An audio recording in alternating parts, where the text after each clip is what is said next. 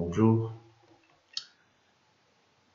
c'est le cours de mécanique des sols 1 dans lequel aujourd'hui nous allons voir une première partie du chapitre 5 intitulé Consolidation des sols fins et calcul de tassement.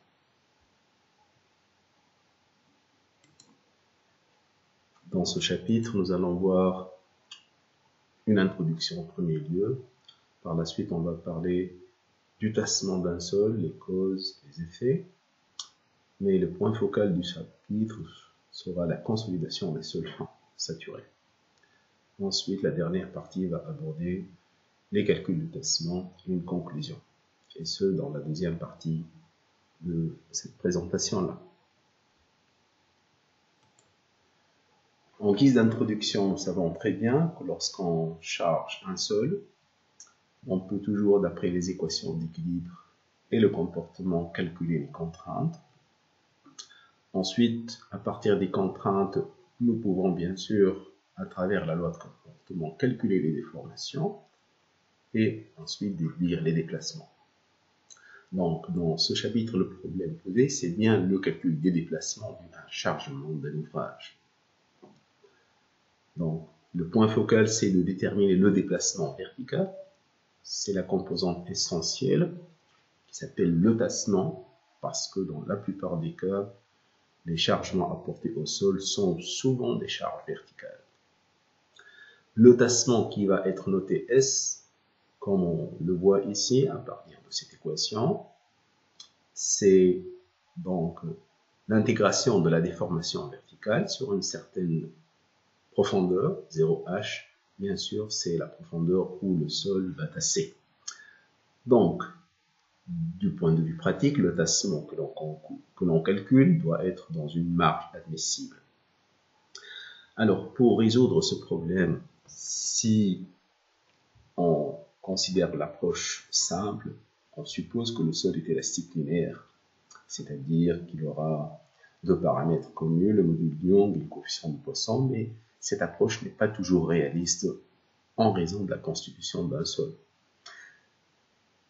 Le comportement réel des sols, en réalité, il nécessite d'autres paramètres et également même un calcul plus élaboré qui, bien sûr, doit concorder avec l'état dans lequel se trouve le sol. Donc, l'approche va être une approche expérimentale, c'est-à-dire qu'il va falloir partir de la réalité. On va le voir on peut le faire de deux méthodes, de manière. La première, qui s'appelle la méthode du chemin des contraintes, au fait, consiste à prélever des échantillons de sol aux points les plus sollicités, par exemple les éléments d'une fondation. C'est-à-dire lors de sondages qu'on va réaliser dans le sol, nous allons récupérer des échantillons à différentes profondeurs, et sur ces échantillons-là, nous allons faire appliquer les états de contrainte à transmettre par l'ouvrage, et puis observer le tassement de l'échantillon. Dans ce cas-là, le tassement de l'échantillon, on va le qualifier de tassement élémentaire, parce qu'il est observé sur un petit bout de sol. Il va falloir, en deuxième lieu, estimer le tassement de l'ouvrage, c'est-à-dire le tassement réel à partir du tassement élémentaire. Toutefois, une deuxième façon consiste à déterminer un module de déformation du sol, que ce soit à partir d'essais de laboratoire ou en classe, et par la suite, on va calculer le tassement, par exemple, à partir de la théorie d'élasticité, ou une méthode qui s'apparente, ou bien même par des formules empiriques qui dérivent de l'élasticité linéaire. Donc la méthode de calcul, elle va dépendre du type de sol et de la sollicitation appliquée. Donc le tassement d'un sol, cause et effet. On sait très bien que le sol est compressible, c'est-à-dire qu'il peut être sujet à une variation de volume. Cette variation de volume, elle peut correspondre à une compression des grains, lorsque les solides, ou bien une compression de l'eau et de l'air, c'est-à-dire les composantes du vide, ou encore une évacuation de l'eau. Donc, sachant que l'on fait presque toujours l'hypothèse que l'eau soit un fluide compressible, donc la compressibilité elle va être due plutôt aux composantes 1 et 2, c'est-à-dire soit les grains, dans ce cas-là on va l'appeler le fluage, c'est-à-dire la compression de la phase solide, ou bien la composante 3, c'est-à-dire l'évacuation de l'eau. Donc si on se place dans le cas d'un seul fin saturé, on va voir dans ce chapitre ce qu'on appelle la consolidation primaire, qu'elle correspond bien à une réduction des vides par évacuation graduelle de l'eau. Sachant que le seul fin a une perméabilité très faible, donc cette évacuation d'eau va être faite d'une manière progressive. Alors que pour les sols grenus, par exemple les sables, qui ont une forte perméabilité, on sait très bien que si même le sol soit saturé, le tassement va être instantané, qu'il soit saturé sec ou humide. Pourquoi? Parce que tout simplement, la perméabilité est très forte et en général, nous allons avoir un réenchevêtrement des grains du sable et par suite une diminution de l'indice des vides. Donc, la consolidation d'un sol fin saturé, elle peut être illustrée par ce schéma simple sur lequel nous avons un seul fin, une argile, un aimant, saturé depuis la surface et soumis à une distribution de charge D, mais qu'il va falloir maintenir constante dans le temps. Alors, sachant que le sol fin saturé a une perméabilité très faible, lorsqu'on va appliquer la charge sur ce sol, on ne va pas pouvoir observer une variation de volume en un point M. C'est-à-dire si nous avons un point M ici, dans le sol où va être sollicité. Donc, en ce point M, la variation de volume ne peut pas avoir lieu juste après l'application de la charge. Et à ce moment-là, l'eau ne peut pas sortir, elle est incompressible, et le volume, sa variation est nulle, donc il va y avoir ce qu'on appelle des surpressions interstitielles qui sont engendrées par le chargement. C'est-à-dire que le résultat du chargement, juste après l'application de la charge, T égale 0, va engendrer une surpression interstitielle qu'on note delta U. Bien sûr, cette surpression interstitielle, elle doit être en relation avec l'excès de la contrainte totale comme étant la somme de l'excès de la contrainte effective plus celui de la surpression interstitielle ou de la pression interstitielle. Donc, comment se produit la consolidation au fait? Alors, si AT égale 0, on écrit delta sigma égale delta U, toute la surpression, sachant que la valeur de la pression interstitielle va s'écrire toujours comme étant la somme de la valeur initiale U0, qui existe bien avant le chargement, par exemple gamma W ZW, plus la surpression à l'instant T. Alors, delta U, c'est la surpression interstitielle. Alors, pour mettre en évidence l'écoulement dans le sol fin saturé, alors, on considère ce schéma-là qui montre les isovaleurs des contraintes verticales sous une fondation. Par exemple, ici, c'est une fondation de demi-largeur A. Et vous voyez les courbes où il y a la valeur 0,9, 0,8, 0,7, etc. jusqu'à cette dernière, peut-être 0,10, 0,05.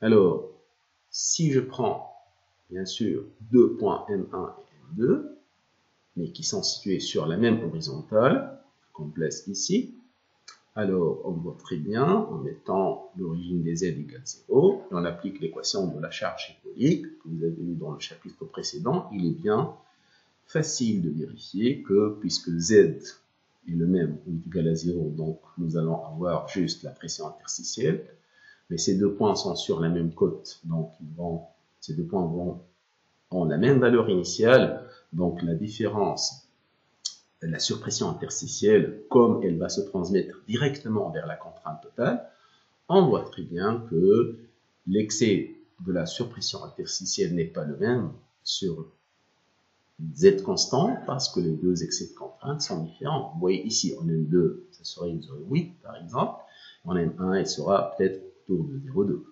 Bien sûr, lorsque vous faites la différence H de M2 moins H de M1, vous allez trouver la différence positive qui montre qu'il y a un écoulement en drainage de M1 vers M2, c'est-à-dire le point le plus chargé vers le point le moins chargé. Sachant que la contrainte est constante, donc on écrit que d sigma sur dt égale 0, et en composant sigma égale sigma prime plus u, donc on va avoir cette équation-là, c'est-à-dire en fonction du temps, la variation de la contrainte effective est opposée à celle de la pression interstitielle. Mais si la surpression, nous allons donc oublier la pression interstitielle initiale, c'est-à-dire la surpression. Donc, ça veut dire que dans le temps, toute diminution du delta U, bien sûr causée par l'écoulement, elle va engendrer l'augmentation de la contrainte effective. Donc, lorsque la surpression interstitielle, au bout d'un certain temps, elle va être égale à 0, l'écoulement d'eau s'achève. Et on atteint le temps final, vers lequel, si delta U égale 0, ça veut dire tout l'excès de contrainte se transmet vers la contrainte effective. Le sol étant toujours saturé, ça veut dire que l'eau qui reste, c'est une eau libre dans laquelle on revient à la valeur initiale de la pression interstitielle initiale. Donc, ce phénomène de T égale 0 jusqu'à T égale TF s'appelle la consolidation primaire. Donc, qui peut être résumé en une phrase: soumettre un sol saturé à une charge de volume constante et attendre, bien sûr, la fin de consolidation qui va être marquée par la fin d'écoulement de drainage et bien sûr un tassement qui va se stabiliser. Donc, cette consolidation lui a été proposé un modèle analogique mécanique qui peut être facilement compris de cette manière, c'est-à-dire si je prends ce cylindre-là, dans ce cylindre, on voit très bien un ressort, il est en zigzag, il est rempli d'eau, puis il y a un piston rigide acier. Alors ce piston rigide, il est muni d'un trou qui permet en fait de laisser l'eau s'évacuer. Alors, la phase T égale 0, on peut dire, c'est la phase où on imagine que ce robinet soit fermé.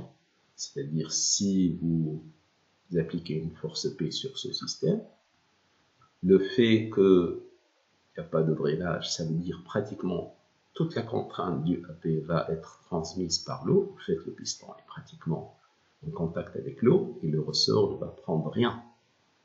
Et si vous ouvrez ce robinet de drainage, donc le drainage c'est important, l'eau, en guise de surpression, elle va jaillir, et par la suite, au fur et à mesure du temps, elle va sortir donc de ce volume rempli sous le piston. Au fur et à mesure que l'eau sorte, bien sûr, le système se déforme. Et au fait, le volume d'eau diminue, le ressort se comprime petit à petit jusqu'à atteindre la phase finale. C'est-à-dire en termes de temps, entre T égale 0 et T égale TF, on a toujours la même charge charge totale appliquée, elle reste constante, mais à différents instants. En T égale 0, cette charge est entièrement supportée par l'eau, et le ressort ne prend rien. Et par la suite, au fur et à mesure du temps, il va y avoir une quantité d'eau qui sort, et au fait, l'eau supporte moins de charge parce que le ressort en prend une partie. Donc si on désigne AT la fraction prise par la charge, la fraction de la charge prise par l'eau, donc la partie qui va rester, c'est celle qui est prise par le ressort, jusqu'à ce qu'on obtient la fin de consolidation. Donc, puisque nous avons dit qu'il faut partir de la pratique, l'essai ionométrique, c'est, on va dire, l'essai approprié par lequel a été développée la théorie de consolidation de Terzaghi. En fait, il s'agit d'un essai de consolidation unidimensionnelle, c'est-à-dire dans une seule direction, la verticale, sur un échantillon de sol saturé, soumis à des paliers de chargement croissants successifs. Donc il s'agit d'une compression, il faut faire attention, sans déformation latérale, c'est-à-dire on va comprimer le sol sans lui donner la possibilité de se déformer latéralement. Bien sûr, nous allons évoluer, mesurer l'évolution du tassement en fonction du temps pour chaque palier. Alors, nous part de la réalité, ça c'est la couche d'argile compressible de laquelle on prend un échantillon. Il va être logé dans ce qu'on appelle l'odomètre. L'odomètre, c'est bien sûr là où vous allez mettre l'échantillon, il est au fait placé dans un anneau rigide qui est là, section circulaire. Pour, bien sûr, permettre le drainage, l'échantillon de sol va être séparé aux deux extrémités par ce qu'on appelle des pierres poreuses pour permettre le drainage. Par la suite, tout l'anneau avec le piston, il va être immergé dans l'eau. Par la suite, nous allons bien sûr appliquer le chargement. Donc, le matériel le plus courant, c'est des tailles de travaux pratiques, le diamètre est pratiquement de 70 mm de l'échantillon, l'épaisseur initiale autour de 20 mm. Donc, bien sûr, lorsqu'on va appliquer une charge sur l'échantillon, on va suivre l'évolution du déplacement à la surface de l'échantillon par un comparateur. Et la charge elle-même, elle va être appliquée au fait par un bâti de chargement système de bras de levier.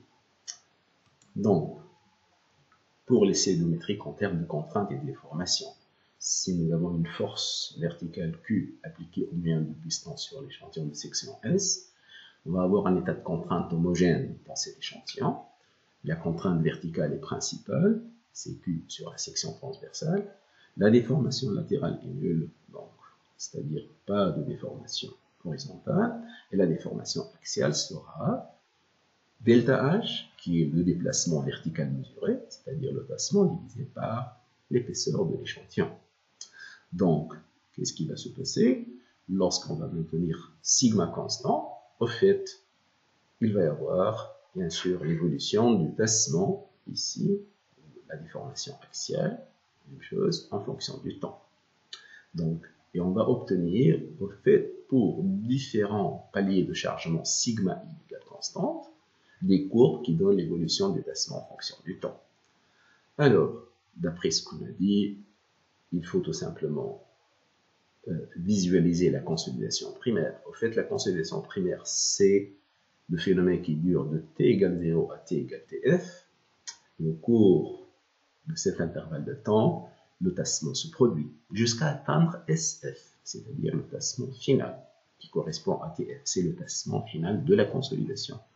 Mais si on laisse ce système, on va dire, sous la même charge, on observe, il y a encore du tassement observé, mais il est avec une surpression nulle, c'est-à-dire l'eau qui reste, elle n'encaisse plus la contrainte, mais c'est le squelette solide. On appelle en termes pratiques en mécanique des solides courantes que la compression secondaire, mais plus exactement c'est le phénomène de fluage. Donc c'est-à-dire entre T égale TF, nous allons avoir une diminution de l'indice des vides, et en fin du palier de chargement, à T égale TF, la contrainte transmise par le palier, elle est totalement transmise vers le squelette solide. Et on n'étudie pas la compression secondaire ou le fluage. Donc, à partir de cet essai, nous obtenons en général, en guise de résultat, deux types de courbes. Les courbes de consolidation, dont je viens montrer schématiquement sur le transparent suivant un exemple. Donc, nous allons voir ici, nous allons voir le tassement, DH, la variation par exemple. Okay. Tassement en fonction du temps, on voit racine de t en minutes.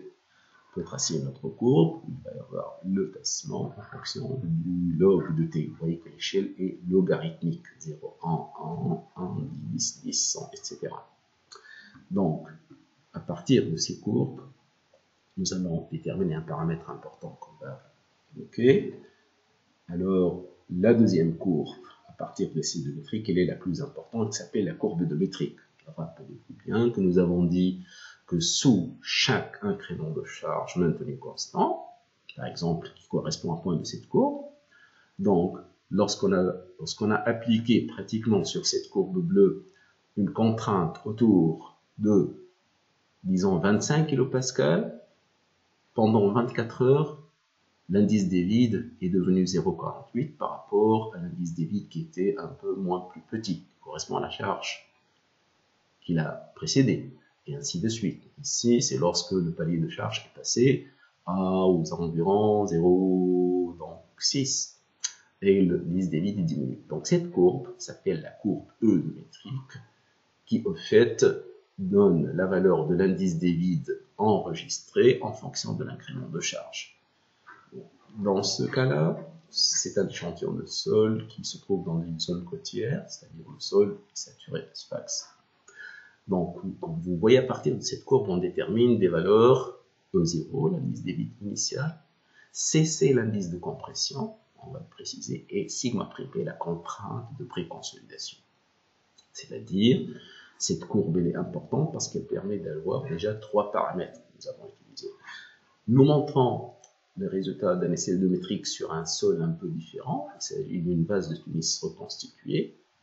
Et on a fait des essais sur 3 éprouvettes et qui donnent à peu près la même allure. Alors, ça c'est un sol mou, il y a beaucoup d'eau. Et la variation de l'indice des vides, elle va être notamment différente. Donc ici, on va dire un sol courant de tous les jours, l'indice des vides varie de 0,5 jusqu'à 0,32, jusqu'à 0,3. Mais ici, pour la base de Tunis, l'indice des vides peut varier de 1,5 jusqu'à, on va dire, 0,7. Une grande variation de l'indice des vides, c'est-à-dire une grande quantité d'eau qui sort de l'échantillon au cours de la consolidation. Donc, la courbe odométrique, d'une manière simple, elle peut être schématisée d'après ce qu'on a vu avec 2 tronçons, 2 parties. AB, la partie linéaire AB, qui est très faible, et la partie BC, qui est relativement à pente forte.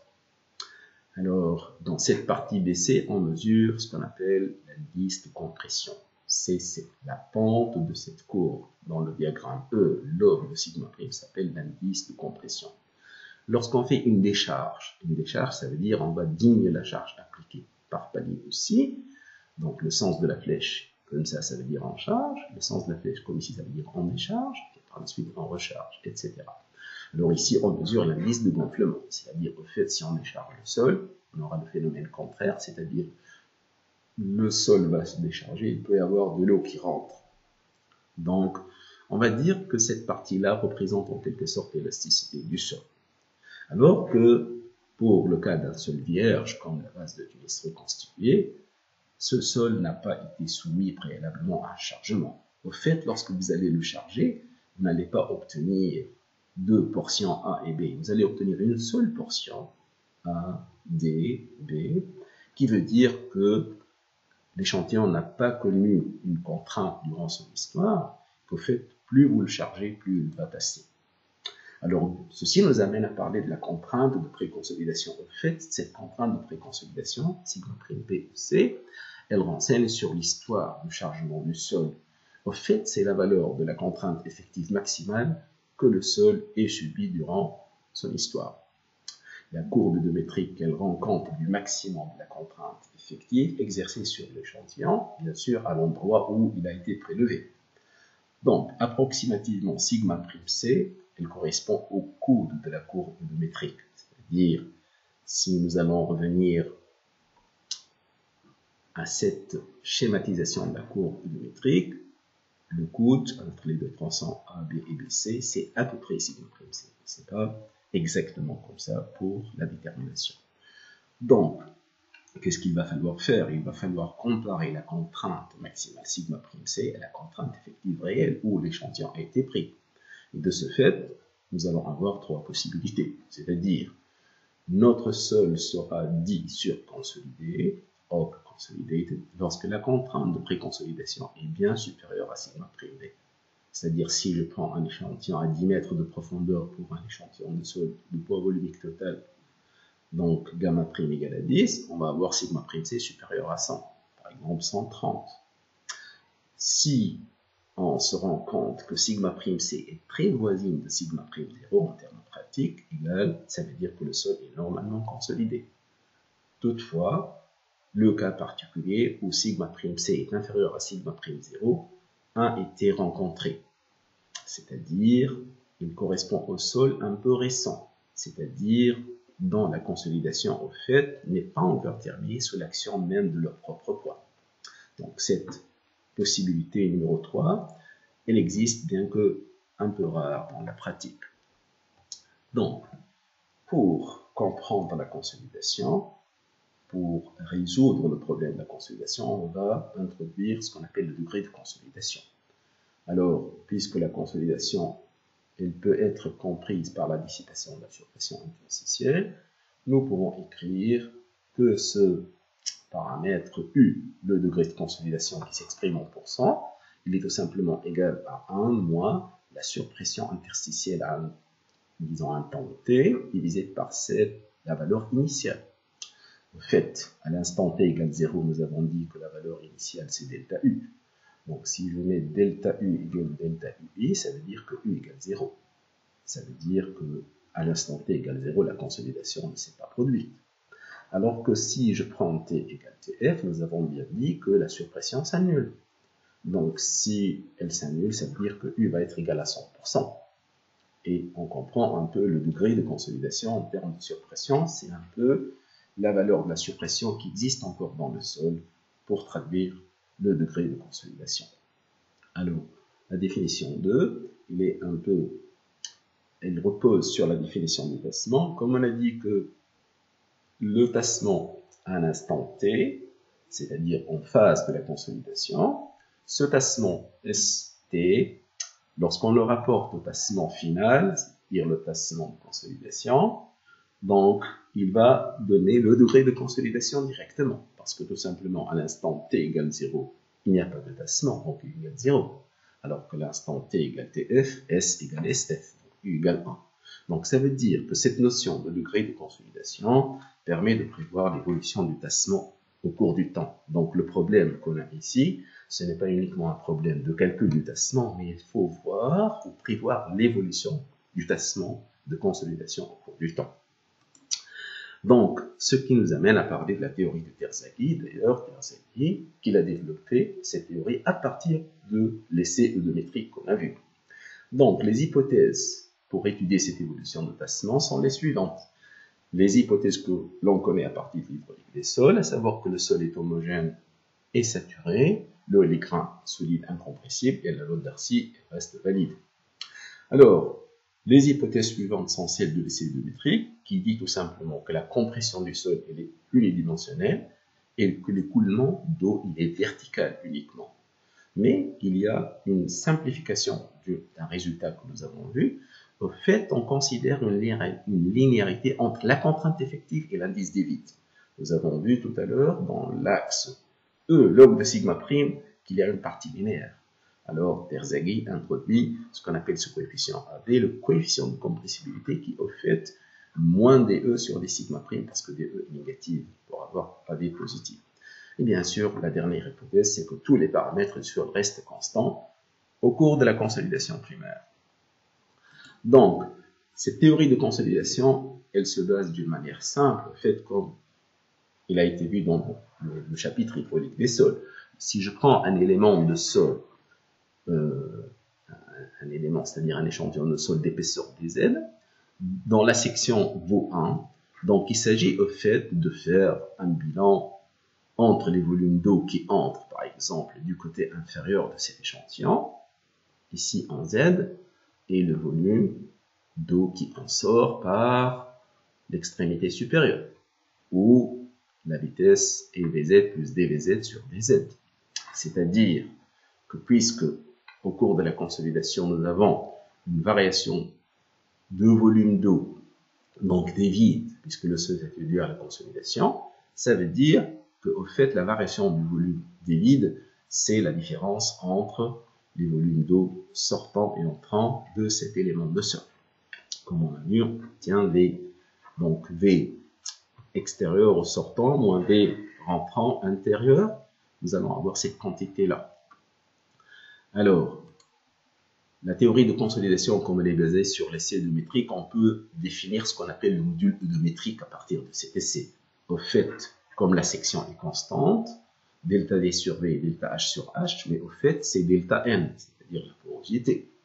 Donc, le module eudométrique peut être défini comme suit. On note E0 ou E eudométrique.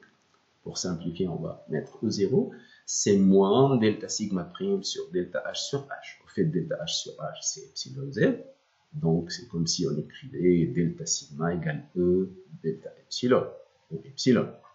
Comme delta H est négatif, delta N est négatif. Donc, ça veut dire, nous allons voir delta sigma prime égale moins dN 0. Dans toute cette théorie-là, toute quantité qui évolue au cours du temps, par exemple, si je prends d sigma prime sur dt, va être égal, bien sûr, à la dérivée partielle de sigma prime par rapport au temps fois dt. De la même manière pour la surpression. Et là, ici, je dis surpression. Le U, pourquoi c'est la surpression? Parce que la variation de U0 au cours du temps n'a pas lieu. Si je note U, ça veut dire c'est la surpression ici, parce que U0 est constant. Donc, on continue à développer les équations pour calculer le volume d'eau évacué à partir de E0. Donc, à partir de cette équation-là, on va écrire dn sur dt à partir de cette équation. On voit ici. Par la suite, on va calculer le volume d'eau évacué, dV, en fonction de dn dz. Et on va écrire que la variation de volume, c'est bien celle du volume des vides.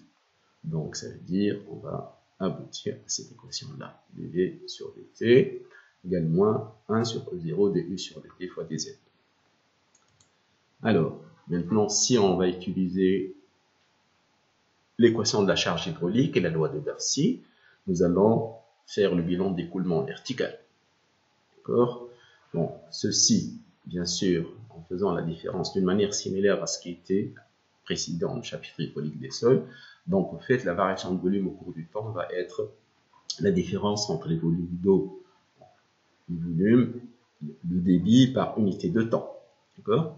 Donc, à partir de cette équation-là, si vous allez utiliser, bien sûr, appliquer ABZ, la loi de Darcy, on va avoir cette équation-là, qu'on va égaliser à cette équation-là. Et ici apparaît une première forme de l'équation de consolidation, qui, comme on le voit, c'est la deuxième dérivée partielle de la surpression par rapport à z, fois ce paramètre-là, on va le voir, est égal à du sur dt.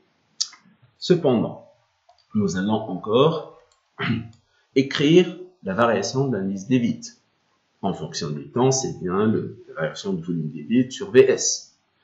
On écrit également pour la porosité, avec la relation qui lie la porosité et l'indice des vides à partir de la valeur initiale. Nous allons avoir n de t égale e de t sur 1 plus 0. Et on applique les mêmes équations, dn sur dt, etc. Et là, on exploite l'hypothèse qui dit la linéarité entre l'indice des vides et la contrainte effective. Donc, à partir de là, nous allons avoir un deuxième résultat, dans lequel on relie le module métrique, l'inverse, par cette valeur AV qu'on avait introduite, la linéarité entre la contrainte effective, et l'indice des vides. Ce paramètre, souvent appelé module de compressibilité MV.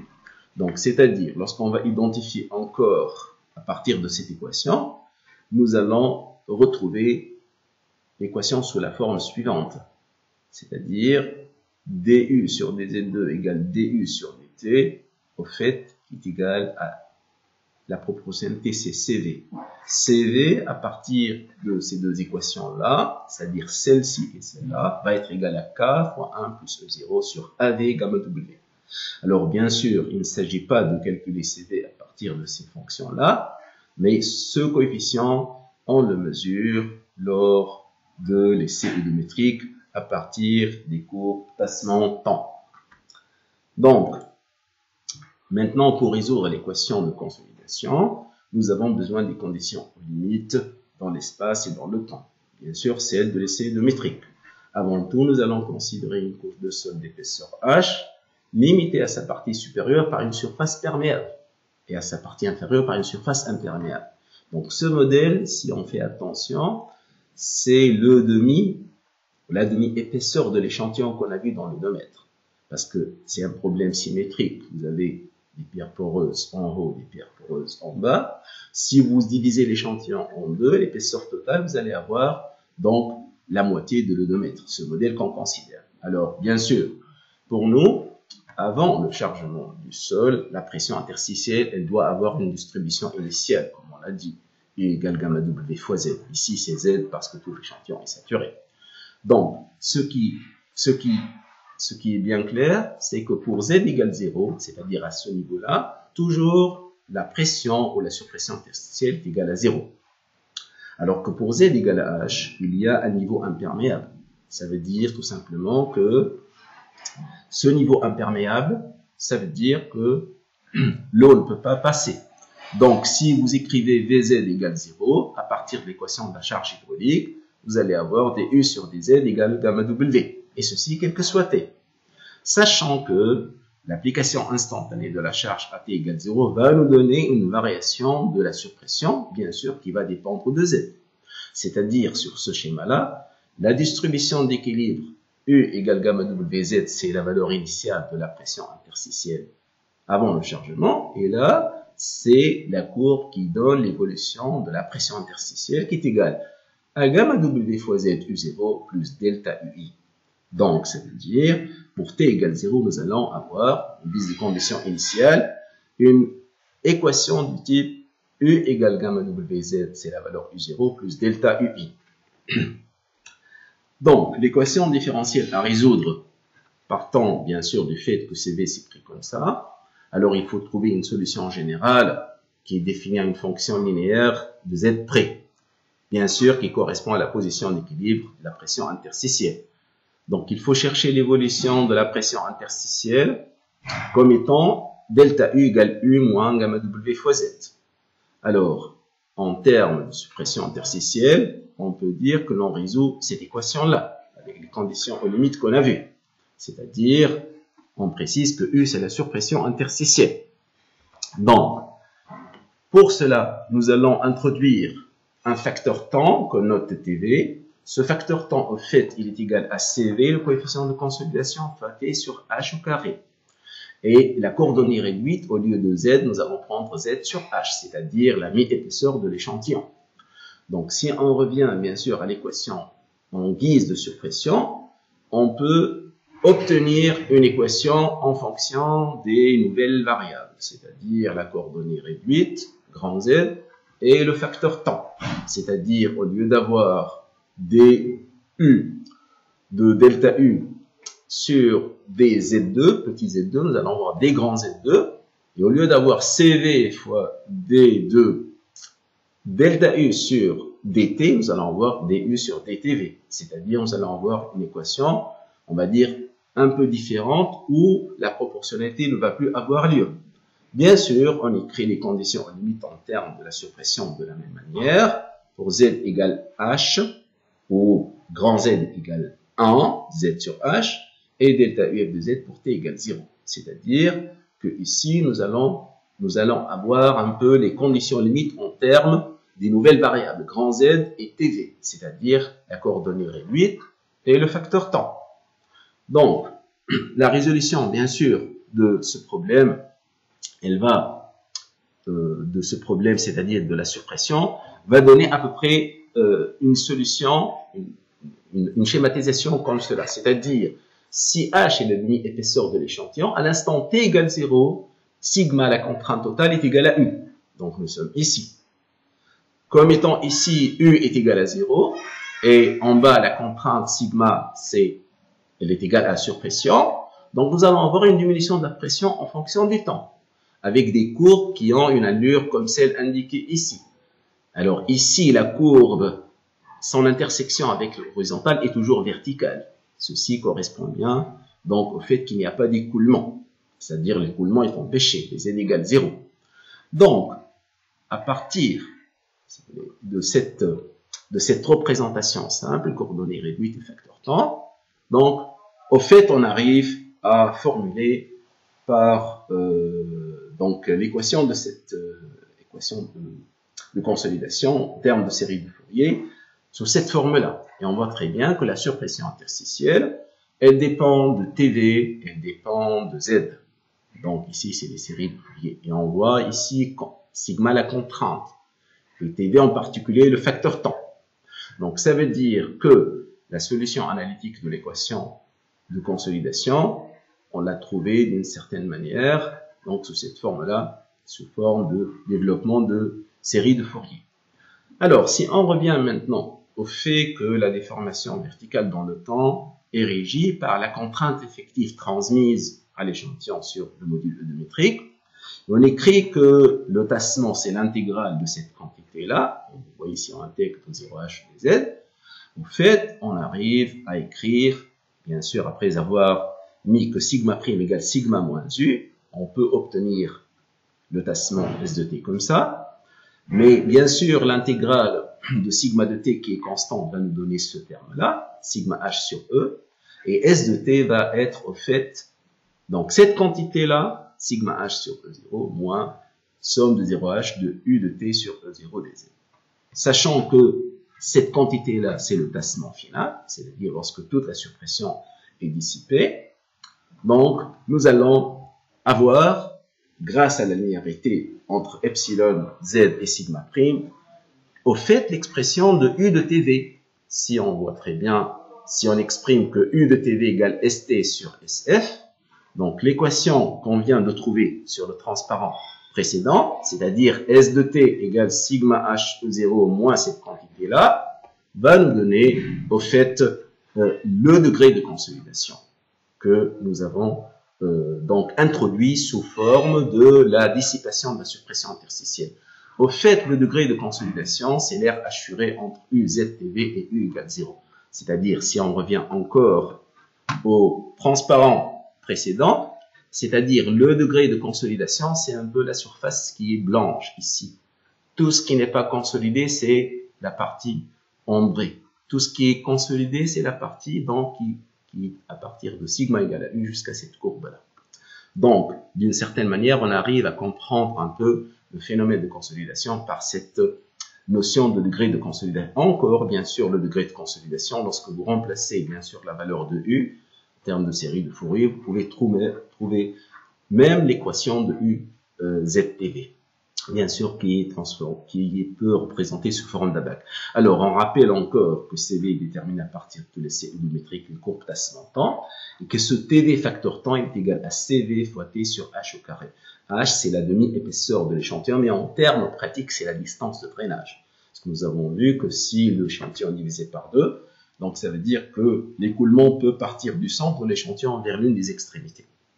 Donc ici, la résolution analytique en termes de surpression interstitielle, donc d'une manière analogue, elle va donner UV en fonction de TV, d'accord ? Et au fait, ces expressions relativement compliquées peuvent être simplifiées au fait, en fonction de la valeur de UV. UV, ça veut dire la consolidation est verticale, c'est-à-dire que l'écoulement d'eau va avoir lieu suivant la verticale uniquement. Donc, on peut écrire si UV est inférieur à 50% que UV est approximé par cette quantité-là, de racine TV sur pi, alors que si UV est supérieur à 50%, plutôt pas 5, donc il va être régi par cette équation-là. Et d'où on va avoir la BAC U égale F de TV. Et ici, nous avons les valeurs pratiques de TV en fonction de UV allant pratiquement de 0 à 100%. 100% reste une valeur théorique.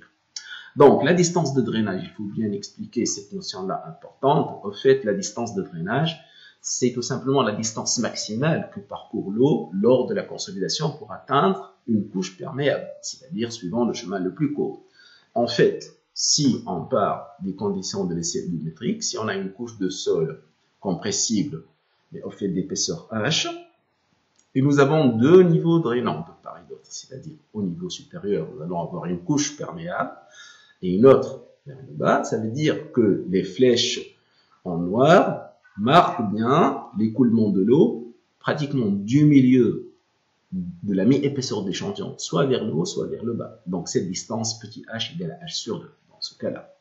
Alors que si nous avons une couche de sol qui est plutôt située entre une couche imperméable qui ne laisse pas passer l'eau et une couche perméable, donc l'eau elle est obligée de partir du bas de la couche vers le haut, c'est-à-dire la distance de drainage est égale à h. Donc bien sûr, nous avons dit que CV il est mesuré à partir des courbes tassement-temps. TV n'ayant pas d'unité, CV c'est bien sûr des mètres carrés par seconde, l'inverse de T sur H carré. Et ici vous avez des ordres de grandeur de CV en fonction du type de sol.